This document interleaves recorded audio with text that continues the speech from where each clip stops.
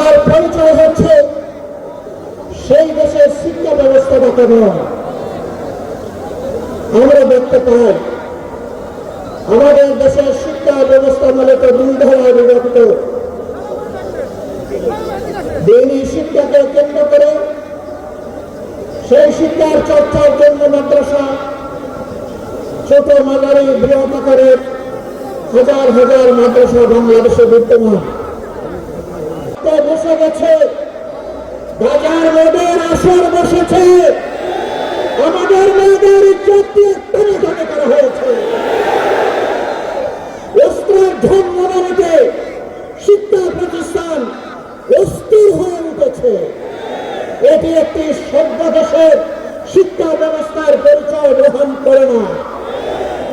একটা দেশকে সভ্য দেশ হতে হলে এই দেশটাকে দুর্নীতিমুক্ত হতে হয়।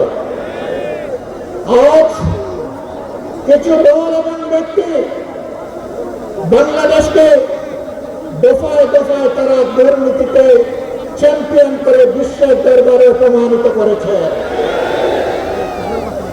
এদের সকলের অতীত রেকর্ড বাংলাদেশের জনগণের হাতে আছে।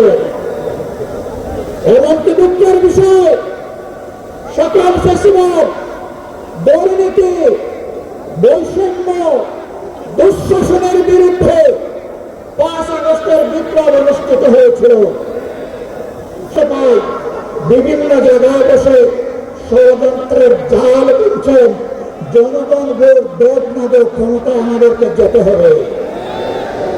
বন্ধুগণ, বেলা শেষ, দিনও শেষ, ওই সূর্য ডুবে গেছে। এ বাংলাদেশে এটা আর হবে না। এটা আমরা হতে দেব না। চূড়াগুলিতে কেউ যদি হাঁটার চিন্তা করেন তাহলে প্রয়োজনে আরেকটা 5 আগস্ট অনুষ্ঠিত হবে ইনশাআল্লাহ। যে 5 আগস্ট সন্ত্রাসকে, ফ্যাসিবাদকে তাড়িয়ে দিয়েছিল, সেই 5 আগস্ট প্রয়োজনে আবার রুখে দেবে ইনশাআল্লাহ। সম্মানিত ভাইয়েরা, এখন থেকে ছাত্র জনতা, শ্রমিক জনতা, ব্যবসায়ী জনতা, আপামর জনতা, শিশু থেকে বৃদ্ধ, সমস্ত মানবতা ঐক্য আমাদেরকে গড়ে তুলতে হবে ইনশাআল্লাহ।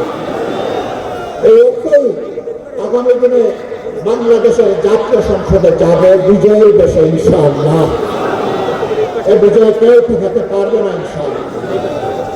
কারণ আমরা আছি মজলুমের পক্ষে, আমরা আছি অপশাসনের বিরুদ্ধে, আমরা আছি বৈষম্যের বিরুদ্ধে, আমরা আছি ন্যায়ের পক্ষে, আমরা আছি আল্লাহর দেওয়া কোরআনের বিধানের পক্ষে।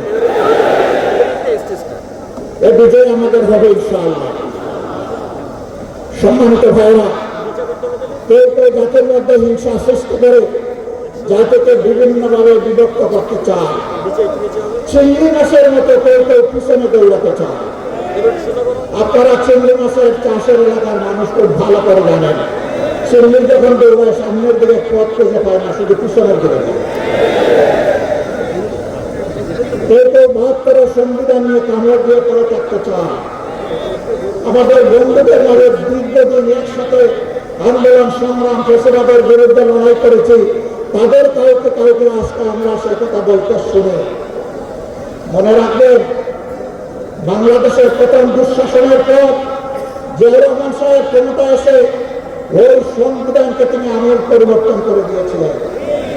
এখন যদি কেউ 72 সংবিধানের কথা বলেন, কার্যত তিনি শহীদ প্রেসিডেন্ট জিয়াউর রহমান সাহেবের বিরুদ্ধে অবস্থান